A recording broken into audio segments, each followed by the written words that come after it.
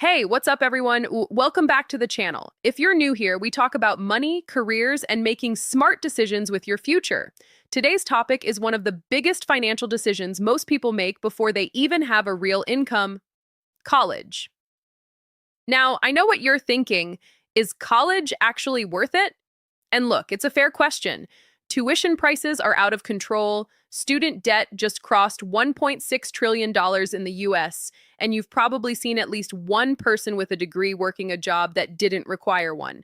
So today we're cutting through the noise and looking at the real numbers: what college actually costs, what you actually get for it, and what the data says about whether it's worth your time and money. Let's get into it. All right, first things first. Let's talk numbers, because a lot of people genuinely don't know what the total price tag looks like. According to the College Board, the average cost of tuition and fees alone for the 2021 to 2022 school year was about $3,800 per year at a public two-year community college, around $10,740 per year at a public four-year university if you're an in-state resident. But that jumps to $27,560 if you're going out of state.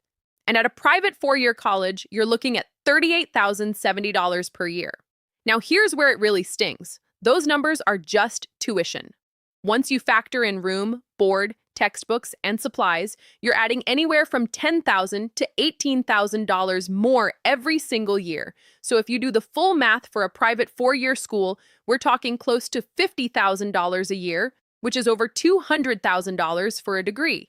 Even an in-state public school comes out to roughly $22,700 a year when you add living costs. Over 4 years, that's around $90,000. Those are massive numbers, and they explain exactly why so many people are asking whether this whole thing makes sense. So, does it? Here's where the conversation gets really interesting. Despite how expensive college is, the data on earnings is actually pretty striking. According to the Bureau of Labor Statistics, people with a bachelor's degree earn a median weekly salary of $1,334. People with just a high school diploma earn $809 a week. That's a $525 difference every single week. Per year, that's over $27,000 more just from having a degree. And the more education you have, the higher it goes. An associate's degree brings in about $963 a week, a master's degree gets you to $1,574, and a professional degree like law or medicine puts you at $1,924 a week. But here's something people often overlook. It's not just about salary, it's also about job security. The unemployment rate for high school graduates sits at 6.2%. For bachelor's degree holders, it drops to 3.5%. For doctoral degree holders, it's only 1.5%. So not only are degree holders earning more, they're also far less likely to be out of work. That's a double advantage that compounds over time. Okay, so weekly and annual salaries are one thing, but what does this look like over an entire career? A Georgetown University study broke down median lifetime earnings by education level, and the gap is honestly staggering. Someone with no high school diploma earns about $1.2 million over their lifetime. A high school diploma gets you to $1.6 million. Some college but no degree brings in $1.9 million. An associate's degree lands around $2 million. A bachelor's degree jumps to $2.8 million. A master's gets you to $3.2 million. A doctoral degree reaches $4 million. And a professional degree tops out at $4.7 million in lifetime earnings. So the gap between a high school diploma and a bachelor's degree alone is $1.2 million in lifetime earnings. $1.2 million. Even if you spend $90,000 on an in-state degree, that's a return of over $1 million over your working life. That's a pretty compelling return on investment by any standard. Now here's where I want to slow down for a second, because there's a nuance that a lot of these colleges worth it conversations miss. Not all degrees are created equal. That same Georgetown study found a gap of $1.8 million in lifetime earnings between the highest and lowest paying undergraduate majors. Architecture and engineering tops the list at $3.8 million lifetime. Computers, statistics, and math comes in at $3.6 million. Business lands at $3 million. On the lower end, education sits at $2 million, psychology and social work at $2.2 million, and the arts at $2.3 million. Now, and this is really important, that does not mean you should abandon what you love. Teachers, social workers, and artists are essential.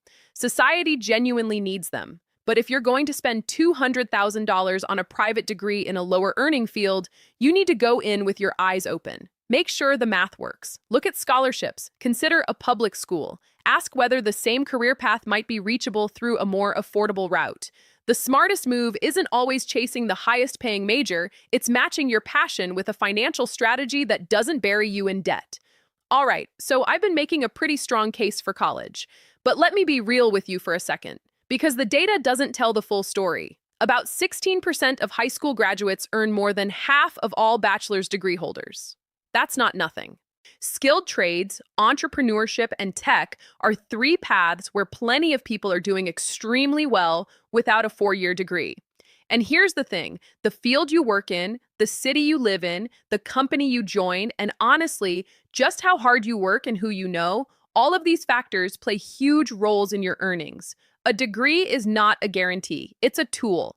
And like any tool, its value depends on how you use it. So if you're someone who is genuinely passionate about a trade, or you've already got a business idea and the skills to execute it, don't feel like college is the only path to financial success. It's not. But statistically, for the majority of people, the numbers still point in the same direction. So here's the bottom line. College is expensive. There's no sugarcoating that. But when you stack it up against the lifetime earnings data, the lower unemployment rates, and the career flexibility that comes with a degree, for most people, it still pays off. The key is being strategic about it. Look at the total cost, not just tuition. Think carefully about your major and what the realistic earning potential looks like.